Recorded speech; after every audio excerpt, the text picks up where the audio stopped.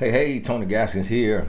Wanted to pop in. I've been getting a lot of questions about guarding your heart, and it always just trips me out when somebody says, "Hey, Tony, can you talk to us about, protecting yourself, guarding your heart, other than not sleeping with somebody before marriage, not kissing before marriage, not doing this?" And I'm like, what else is there? Y'all really be throwing me for a loop on that. But maybe I can try to help you understand it a little more. But understand this.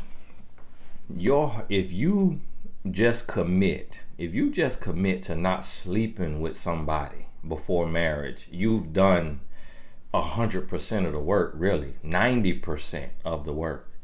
Because this is what you got to understand. You may think about a person all day. You may fall in love with a person. You may absolutely love this person.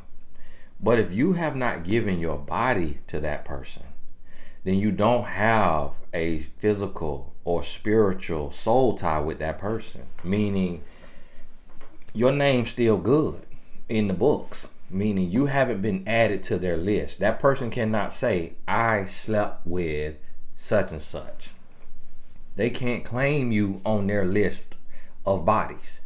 And your name is still good. The other thing is, by not lying down with a person, you also had no chance of contracting any STDs. So now the HIV and everything else that's being given out, you don't have it because you didn't lie down with that person. The other benefit of not lying down with this person is you get to see their true colors. So if you're a man and you saving yourself, it's going to be some women who's going to say, "Well, you must like men. If you won't sleep with me, you must like men." Now you get to see her stupidity and ignorance. You get to leave. If you're a woman and you saving yourself, and the man say, "Well, I'm not going to be waiting around for you to figure out if you want to do something, and you acting childish and all of that." And he keep, talking down to you because of the decision you made. You get to leave. You get to see a person's true colors. The other thing is, you don't have to be what they call DICK-matized. Okay, I don't want to say the word, but that's the word we used to use. Like hypnotized. You don't have to be that. And then on the flip side, the man could be hypnotized by that there, what that woman put on him. And that hinders your thinking ability, because now you got to remember, when you lie down with somebody and you have that release, you are releasing those feel good chemicals from your brain. So you could have just got done arguing, and it could have been a terrible argument. It could have just made you feel so much anxiety and you just was over it. And then later that night, you on your bike. So now later that night, you on your bike, you have your release, and it wipe away that argument. It wipe away the lessons that you just learned, and everything you just told yourself from that argument is wiped out. Because it's like this. See, when you lie down with somebody, it's kind of like having a migraine and then popping you two Excedrin. See, that relationship giving you headaches. But when you get on your bike, now you get that release, it heals that headache. So that's why a lot of times people will be stuck in a toxic relationship just because of what they got going on in the bedroom. And I remember, so many times that I've heard people say, "Well, he cheated on me, but what should I do?" And then my thing is, look, if you're going to work on this, you're going to have to cut out that intercourse. You're going to have to cut that out, and you're going to have to build like friends. And then the woman is like, "Well, That's where our chemistry is. That's how we connect in the bedroom. And I say, that's your problem. That's your problem. That is y'all only real connection is in the bedroom. But you don't have a real connection in your heart, in your mind, in your spirit, because you jumped in the bed and y'all want to do so much in the bed and flipping and twisting and turning and tossing that you really don't have a real relationship. So understand this. And I hate that that's how y'all want to, y'all want to hear so much more. But the number one way to guard your heart is to stay off your back. Keep your pants zipped up. Keep your legs closed. Men and women. Men and women. That right there going to save you so much heartache and pain. Going to save you so much drama. Because listen now, when y'all go to get on your bike, just one perfect 24-hour scenario, and boom, now you reproducing. Now you getting ready to bring something in the world. So think about this. And so now this person and that's the same side, it's the flip side of it. Now here you got someone that you're not even meant to be with. Y'all fussing, fighting, arguing like cats and dogs. But then when you get on your bike, you end up pregnant. Now that you're pregnant, now you got to deal with this headache. Now you're going to have this migraine for the rest of your life. And then now, on top of that, y'all going to break up. And so you're not even sleeping together no more. So guess what? Now you don't got your Excedrin no more. So now you got a permanent migraine with no Excedrin. And then think about when you got a migraine, when you got a headache. Who do you feel like talking to? Where do you feel like going? What do you feel like doing? That's the same thing what's happening in these relationships when you get on your bike. You get on your bike with somebody you're not supposed to be with, okay? They become your Excedrin to that migraine, but the relationship's so terrible. Eventually, y'all end up reproducing. So now you done brung a child in the world, some of y'all 2 or 3 or 4. And then now them children take your attention, so the relationship really is exposed for just how weak it is. So now your child's father becomes a baby daddy, or your child's mother becomes a baby mama. And so now y'all trying to co-parent, but both of you dislike each other. The relationship was toxic. And so, but because you've reproduced, now you got this migraine, but guess what? You don't even have the wherewithal to build another relationship with somebody else. Like somebody else doesn't even really have the opportunity to be your Excedrin because your head hurting so bad from this here situation that you can't even really give all of you to another relationship. So what you end up doing is being 1 foot in, 1 foot out with everything else you try to build, and you end up sabotaging the next relationship, all because you didn't guard your heart. Now understand this. The other big part of this with guarding your heart is you have to give a person only what they earn. And that's where the mistake happens at a lot of times is you cannot give somebody something they haven't earned and allow them to take up rent-free space in your mind. So what I mean by this is what we do oftentimes is when we with somebody and y'all talk for an hour, let's say you talk from 9 p.m. to 10 p.m. Well, when you get off the phone, you laying there from 10 p.m. to noon to midnight still thinking about them. You still thinking about that person. You picturing y'all in the Bahamas. You picturing y'all wedding. You on their page. You watching all their stories. You scrolling back through all their pictures. You screenshotting the pictures of them smiling, sending it to your friend. Ain't this such a beautiful picture? Ain't this just... Don't his smile just look amazing right here? Talking to your mom about it, and you calling your mama, talking to him. He is just so amazing. Just, oh my God. Let me tell you what he said to me. and then you repeating what he said, you writing about him in your journal, you praying to the Lord, you putting words in God's mouth. Lord, I know that you have sent my husband. Thank you for delivering my husband in a season, in a time such as this. And the Lord sitting there looking at you like, that's, I ain't have nothing to do with that. The Lord looking at you like, you on your own with that, sister. And that's what you're doing. You fantasizing. And see, that right there is also a difference between men and women. And that's why women say, well, man, why we get the brunt of it, why we get the worst of the situation. And it's because most of the time when a man get off the phone with a woman, he right back to his business. He playing his video game. He talking to his homeboy. He playing pool. He working on his car.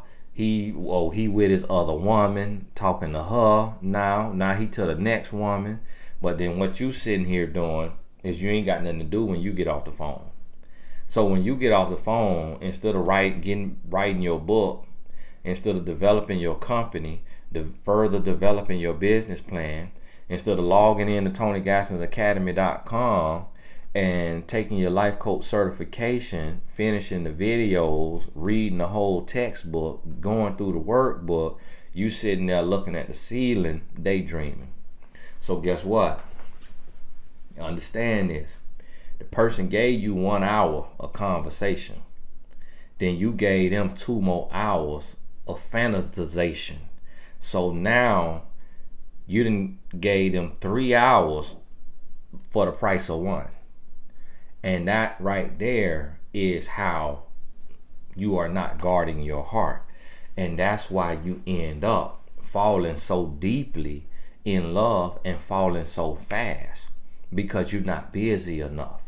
Because you like a deer in headlights waiting on somebody to come rescue you for love. So when you finally meet somebody on your regular online dating, or you meet somebody in real life, notice I say real life, online dating is not real life, or you meet somebody in real life, guess what? You so excited and so happy to meet somebody, instead of just taking it slow, just taking a deep breath. And you remember the saying, take it with a grain of salt. That's how you gotta do. You gotta take every conversation with a grain of salt. You can't let stuff register. And this is the thing, all the time when I'm coaching, women, they take everything a man says as gospel. Well, he said this. Well, he said he doesn't talk to other women. Well, he said he's never cheated. Well, he said I'm the first woman he's loved. Well, he said, I said, listen, it ain't nothing coming out of man's mouth. A man that you dating, that's the truth. And you can't take nothing as the truth until you bump into the evidence. Until you bump into the evidence, everything he said is a lie. Now, you don't let him know that. You don't treat him like he lying. You treat him like he the most wonderful man in the world. You treat him like he the most innocent and interesting man in the world. But guess what? Ain't nothing he said is the truth until you bump into the evidence. Okay? Trust is earned. Respect is earned. In the court of love, everything has to be proven beyond a reasonable doubt.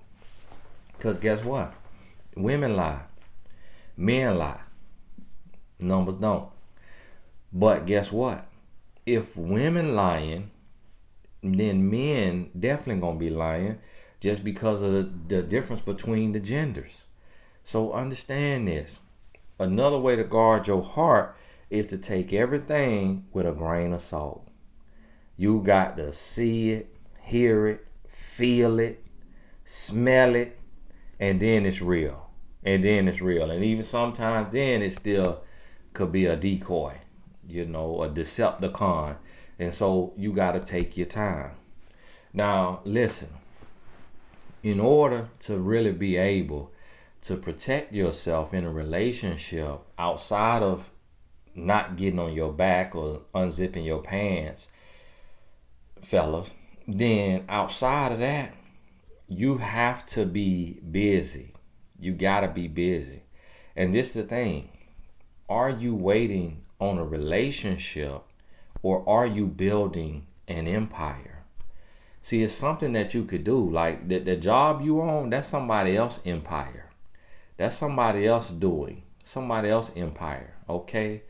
I don't care if you're a doctor. Do you know you could be a doctor making $200,000 a year, but the person that's running the hospital making $2 million a year and ain't touching a soul, ain't did now surgery, ain't diagnosed nobody. So guess what? That's somebody else. That's somebody else empire. No matter what you're doing, if you on somebody else's job, getting a check from somebody else, what are you creating for yourself? What are you creating that you can't be fired from? What about your other passions, your other gifts, your other dreams? See, that's how you're able to pace yourself in a relationship when you got something going on. See, when I met my wife, she was a biomedical science major. That took up a large part of her brain. She studied like 16 hours a day. And at the minimum, at the least 8 hours a day. Like, I'll be just sitting there. I'm in the room just sitting there looking at TV because I'm a criminology major, so my work ain't hard. And I'm sitting there looking at TV while she over here in these science books that's this thick. And that kept her occupied. So she ain't have but so much energy to give me. She ain't have but so much time to give me because she had to work. And the way she used to study, she'll study all night. She would study all night long, literally. She would stay up all night and study and then go take the test the next morning, 8 o'clock. Then come home and sleep. So where my time at? She was busy. So guess what? It allowed her to pace herself. But see, a lot of y'all, you'll be holding your child and meet a man you think for you. Oh, I ain't even know I dropped my child. You'll drop your whole child, literally. You'll drop your child. I done seen so many men and women neglect their children for a relationship. You leaving your children at the dope house. It's all kind of riff-raff running through there, through your auntie house, your grandma house, because you want to go on a date. Your children going through all kind of ungodliness while you on a date because you want love so bad. Leaving your children at home by themselves to fend for themselves. They eat mayonnaise sandwiches, with sugar water to drink because you out on a date. And see, that's the thing. You have to be able to focus on you. See, this is the thing. When you heard my wife say, now make sure you get this here book and you ain't got a woman's influence, you're not living right. Okay, that's one thing I know because you ain't feeding your mind. So make sure you get this here book. One thing my wife used to say, she said, a man is an accessory, not a necessity. Nah, that thing hurt me.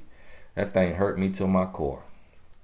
But it helped me realize that she got her own world and that I'm not her world. I just have to fit in her world. And that's a special place to be because for me, I feel honored to be in her world, but not her world. Not every single little thing, you see? And that's the problem when you're not guarding your heart is this how you know if you guarding your heart or not. Are you neglecting the things you need to do for this relationship? So, a prime example, if you got to be to work 8 a.m., 9 a.m., you need to be to bed. You need to be to bed by 11, midnight at the latest. If you on the phone till 1 a.m., 2 a.m. with your little boo thing, you are neglecting your priorities. You're neglecting your responsibilities. If you have children and you leaving your children with somebody that ain't all that the best at watching kids, or it could be situations going on over there, but you willing to leave them there, or you leaving them at home, then you're not guarding your heart. If you meet somebody and within 3 months, you letting them move in, or you moving in with them, you not guarding your heart. You desperate for love. You desperate for a relationship. See here, listen to what I'm telling you. If you are not making this person, the person that you meet, if you don't make them fit into your schedule, let them get in where they fit in without you neglecting your responsibilities or your priorities, then you're not guarding your heart. Because this is what you got to understand. When you meet somebody, as bad as you want to be married, as bad as you want a relationship, that person you meet is not a priority.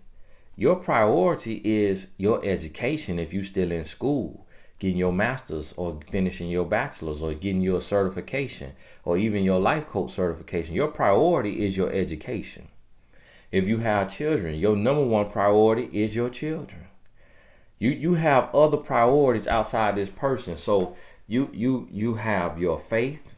So you don't need to be skipping your reading time or your Bible or going to church or whatever you do for this person. Staying up late to where, oh, I'm going to just miss church today. I was on the phone too late last night. No, don't put God on no back burner. You've been praying to God to send you a husband, and then now you little stanky booty man and come, and now you want to put God on the back burner. Now you skipping the sermon because you was up on the phone too late. You doing God wrong.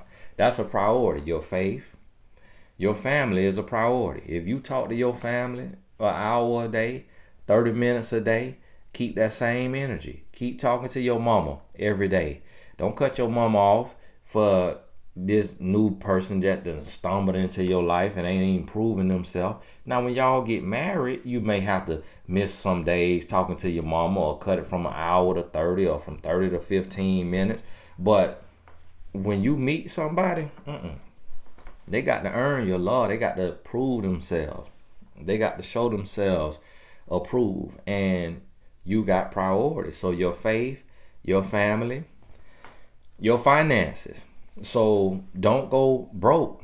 A lot of a lot of women and a lot of men go broke when they meet somebody because you trying to eat out. You trying to eat out all the time. You trying to go on all these expensive dates, all this, that Dave and Buster, that bowling alley, that skating ring, all that add up. You going broke trying to eat filet mignon and lobster all the time. No, you got to have your finances in order. Don't be missing work, unexcused absent, unexcused tardy to work because you was on the phone too late. Your finances need to be in order. Your fitness need to be in order.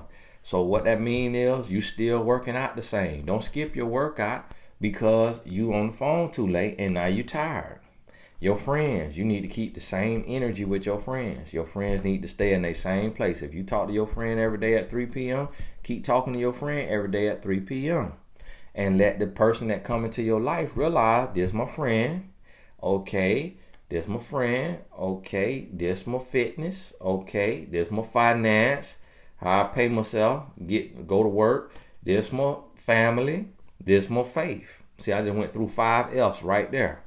All that need to stay in place. All that has to be in order. And this person, what happens is, when somebody comes in your life, they're going to respect you more because now they see you have a schedule. Now they see you got a day planner. You see this here? You see this here? I can't open it because it's top notch secrets. But you see this here? This a day planner. See this here got what I'm gonna do. It got notepads, got for notes, but then it got a calendar. Got a calendar in the back where I can write stuff down. Got my pen right there on the side of it. My wife bought this for me. This a day planner. You need to get you a day planner.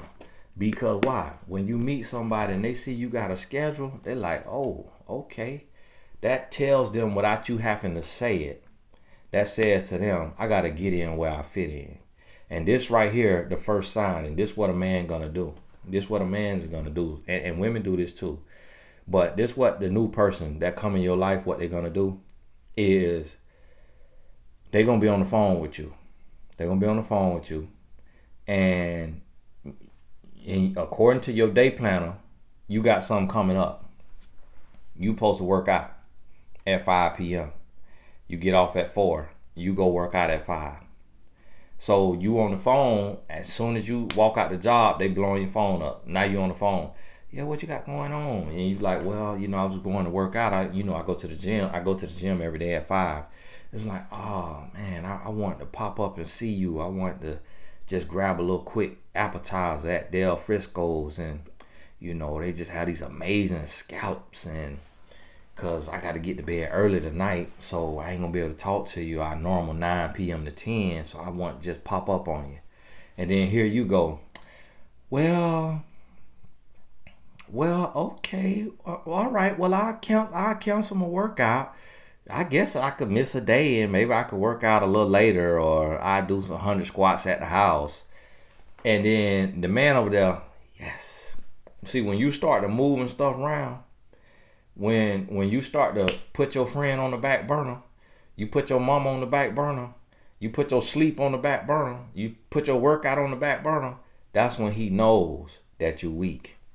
That's when he knows that you secretly desperate for love, because you moving everything around for him. Now he knows he got power, or her. Now she knows she got power. And see, this what people try to do to get control, to get some power in your life. And that's why when you meet somebody, you gotta make them fit in. Get in where they fit in. And don't move stuff around. So hey, now think about this now. And really take you some time right here. And start to think about how you lose yourself when you meet somebody. And how much time you give. Like I tell you all the time, give an hour. An hour a day y'all should be talking. If y'all serious, y'all need to be talking an hour a day. A job requires you at the job 8 hours a day if you serious. If you serious, that job full time is considered 36 hours a week out of 40. 36 hours a week to be considered full time. 32 hours you part time. Just 4 hours different, you part time. 36 hours is full time. So guess what? That's what I'm trying to tell you. Your life ain't on the line with that job. And they want 36. They want 36. You don't get a tangible return from a relationship. Like you don't get paid for being in a relationship, but your life on the line. See, this what you don't understand. So people like, oh, how am I gonna talk an hour a day? That's too much time. I barely got a free hour to myself. Then you don't need to be dating. You don't need to be dating. Listen to what I'm telling you. You should not, if you can't give an hour a day to somebody that can slice you across your neck, to somebody that can give you the AIDS, to somebody that can cut your life short, to somebody that could soul tie you up and have you sprung out.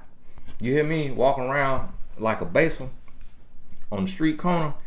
If you can't dedicate an hour a day to building a relationship, you don't need to be dating. It's too early for you to be dating. You too busy. You too busy. You got too much going on for you to be dating. So just stay to your lonesome and just keep, dating your weights and your job, and let the relationship wait until you see where you got an hour a day. Even if it's in 15-minute increments that you could talk to this person to get to know their spirit, to see where they at. And if the person you dealing with can't give you an hour a day, they ain't ready to be dating. They got too much going on. You got to go on about your business. Because see, when you build in love, an hour like this here, that hour gonna feel like 10 minutes. When you build in love, when you investing in the right person, that hour gonna go just like that. Before you know it, you'll be on the phone 2, 3, 4 hours. When you dealing with the right person. Nah, but see, this where the consistency and this where the time really matters, because the fake person, the wrong person, could give you an hour a day too. And so what you have to do with that is you got to look at the stuff around it. You got to look at the stuff around it. Okay?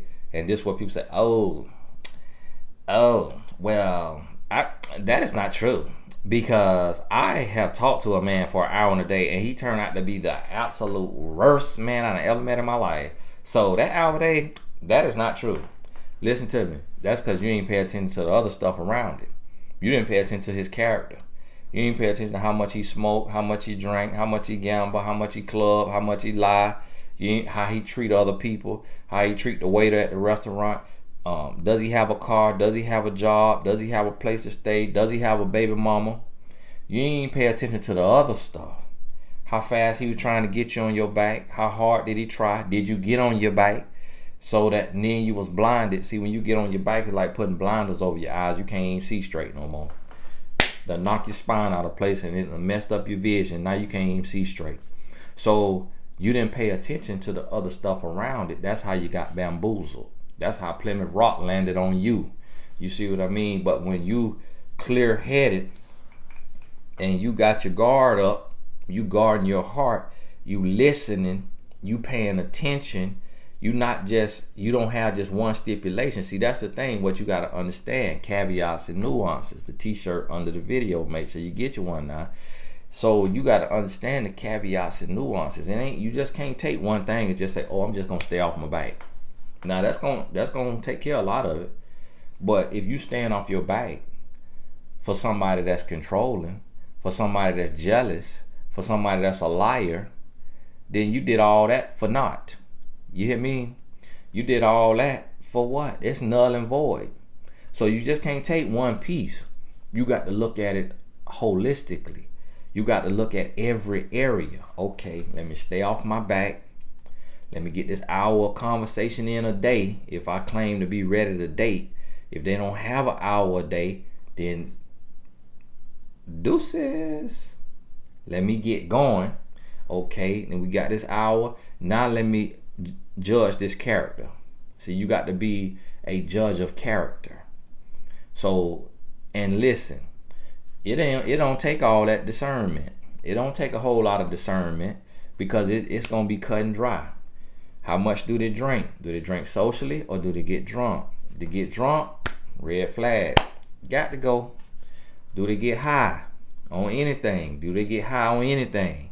Whether it's prescription or non-prescription, over the counter or under the counter. Do they get high? They get high, got to go.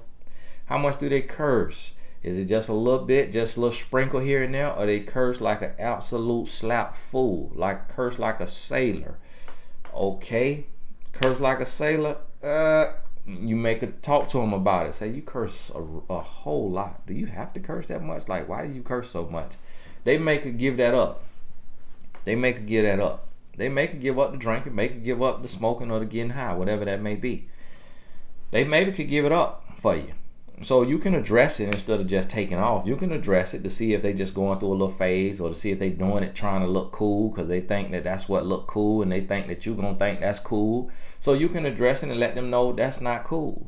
That's not cool. Go on somewhere with that. And so then continue to look. What do they do with their time? See, what you're looking for when you're evaluating, you're looking for vices. You're looking for things that will vex the spirit. You're looking for vices. So what is vice? The nasty movies. Watching nasty movies. Okay, porn. And so that's what you're looking for. You're looking for other vices. Gambling. That's a vice. Now, if they go get them a ticket for the Mega Ball, the Mega Millions, okay. They got them a ticket. That's not a vice. Now, if they going up there spending $10, $20 every day and they ain't got that kind of money, that's a vice. You see what I mean? Even small things like how much reality television do they watch? How many books do they read? Now, if they watch a lot of reality television, but they work in that industry or they produce shows or something, okay, that's different. But if they watch a lot of reality TV, let's say they watch 2 hours reality TV, well, are they reading 2 hours or listening to something educational or uplifting or enlightening for 2 hours? Like, is it equal? Is like this they junk time, this they healthy time? You got to evaluate those things. See, this how you guarding your heart. Because see, a lot of times we go in and we do one thing or the other. And remember what I told you. Just because it's normal doesn't mean it's right. What that mean? Just because it's normal doesn't mean it's right. So just because everybody seem to be smoking weed, that don't mean it's right. Just because everybody seem to get drunk on the weekend, that don't mean it's right. Just because everybody seem to be watching 3 hours of reality television every night, that don't mean it's right. Just because everybody seems to curse, that don't mean it's right. So understand that we live in a wicked world. We live in a lost society. So the mistake that people make is you drop your guard and you open your heart to someone who lacks character and integrity. And you say, well, Tony, I stayed off my back. Tony, I kept my pants zipped up. Yeah, but you still was with a heathen. You still was with somebody that when you get on your bike, gonna dog you out. When you get married, gonna dog you out because you ignored all of their addictions, all of their vices. Everything that was working against them, you ignored all of that. So that's why that's gonna come back to hurt you.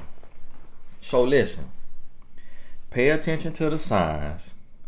Stay off your back. Okay? Keep your priorities intact. Do you. Have your day planner. Stick to your day planner. Let the new person get in where they fit in. Okay? Don't disrupt your life. Don't upend your life. Don't neglect your responsibilities. If that's children, if that's a job, if that's education, if that's your goals, if that's your friends, your family, everything needs to be a natural progression. When you get engaged, you're going to spend a little more time. When you get married, now your husband or wife is first.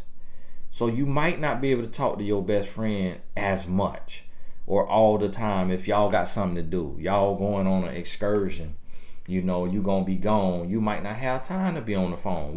Me and my family, we was in Europe for 6 weeks before the 19 broke out last summer. And we wasn't on the phone with nobody. Like, we ain't have a lot of time to talk to friends and family because we were living. We were too busy living. You're going to have those times when you get married. But up until then, you need to keep stuff in order and don't be dropping everything and neglecting everybody. And that's a huge mistake that people make is you go live on an island. Here you was living in this populated life. Friends, family, co-workers, associates, kids, whatever it was. Then you meet somebody, go to sniffing their booty, and the next thing you know, you and that person, y'all on an island by yourself. Guess what? You're on an island surrounded by water. You try to run away, you're going to drown. Or you're going to get ate by a shark. You screaming for help, can't nobody hear you because you done went to an island by yourself. That's the mistake that y'all making in these relationships. You putting everything into it. You giving it way too much. They say the person who cares the least has the most power. The reason why they say that, because when you're not afraid to let somebody go, when you're not afraid to lose somebody, you have more control in that space, control over yourself.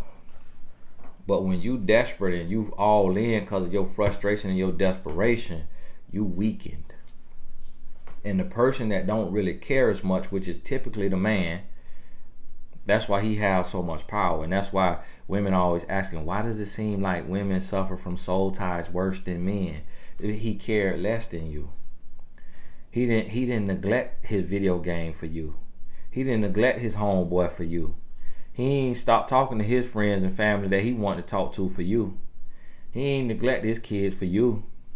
So he cared less than you. He moved slowly. He kept his guards up. He guarded his heart. You just went in there and here you go and don't even know him from a can of paint. Don't know him from the man on the moon, and you just give him everything. So guess what? That's why that soul tie strangling you. That's why it's so hard to get over. That's why you're struggling, because of that very reason that you didn't keep things in order. Hey, listen to me now. If you got this far, you really doing the work, you getting the knowledge. But now what you got to do is write it out, write it down in your journal so that you can apply it, make it make sense to you. Create your day schedule. And if you complete them 100% single, you ain't talking to nobody, guess what? When you create your day planner, when you create your day schedule, and you get on your grind and you giving your life some momentum, you got some direction in your life, that's when you're going to attract the person for you. Listen to me. That's when you're going to attract the person for you. But as long as you just sitting there twiddling your thumb, you're going to be single as a dollar bill. You're going to be single as a dollar bill. But when you get on your grind and you get to going, you get invigorated because you're excited about the things that you're doing. Ooh, got my life coach certification. Ooh, I done joined my mentor.life. Ooh, I'm going to the self-love retreat in August 14th to the 16th. After this 19 over. Ooh, you feeling good. So now guess what? You walking with that pop in your step. You know how people pop up on their toe? That ball of that foot. See, right now you walking flat-footed. You slide like you skiing. You look like you skiing. And don't nobody want to approach that. But when you get that, when you get that day planner and you investing in yourself and you got stuff going, you got that bop in your step. Okay, need something with some bop in it. And now you hitting the top of that toe. Now you looking good. Somebody looking at you, whoa, what's going on over there now? And they chasing that confidence. That's what you got to do. When you're 100% single, you got to create you a routine. You got to get your life in order. You got to give yourself something to do. And when you got this all working together like a well-oiled machine, then boom, here come love. And now you know how to deal with love. Okay, pump the brakes. I ain't salivating out the mouth. I ain't going crazy. I ain't dropping everything I had going on. Listen, okay, boom. Let me look at my calendar. Okay, I see I have 9 p.m. to 10 p.m. open. Okay, you can fit right there. Unfortunately, 9 p.m. to 10 p.m. on Sunday is booked with the Blessed Tribe live on YouTube. So I will have to talk to you at 8 p.m. that night. Okay, all right, let me see. And so now you able to see where they fit in at.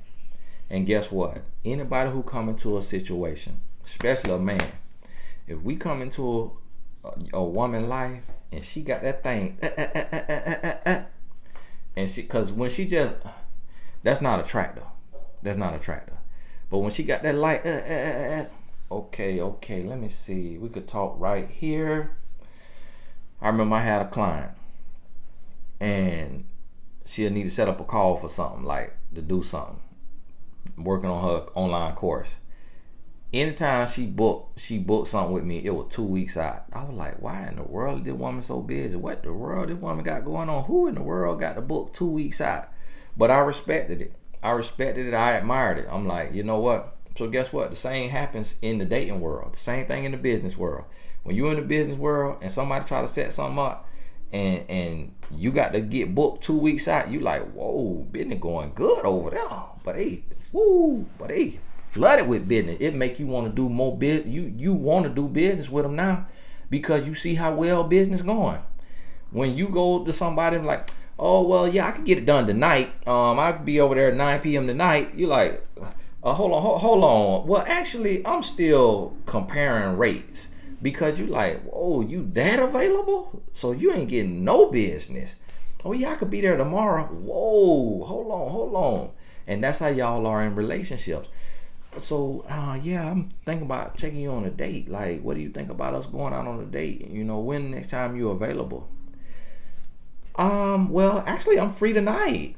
He like, whoa. He trying to hand you a bottle of Zephyr Hills. Yeah, quench your thirst. Or some Gatorade. You know, here. So that's what you got to realize. And you got to think about this thing. Pick your tongue up. Okay, put your tongue in your mouth. Pump your brakes. Get yourself together. Get your day planner. Create your days down to the hour, down to the quarter hour if you need to, down to the half hour if you need to. Have you a plan, now live your life. And then you let a relationship fit in where it could get in. Now, don't just be extra with it and just create nonsense stuff. Oh, well, I was planning to braid the hair of my Indian rug from 8:30 to 9. So don't create stuff that just trying to look busy. Have you the essentials in there, and then give some time to that relationship. Hey, this Tony Gaston. God bless you. I appreciate you. I ain't need a whole hour today. Thank the Lord. We'll talk soon.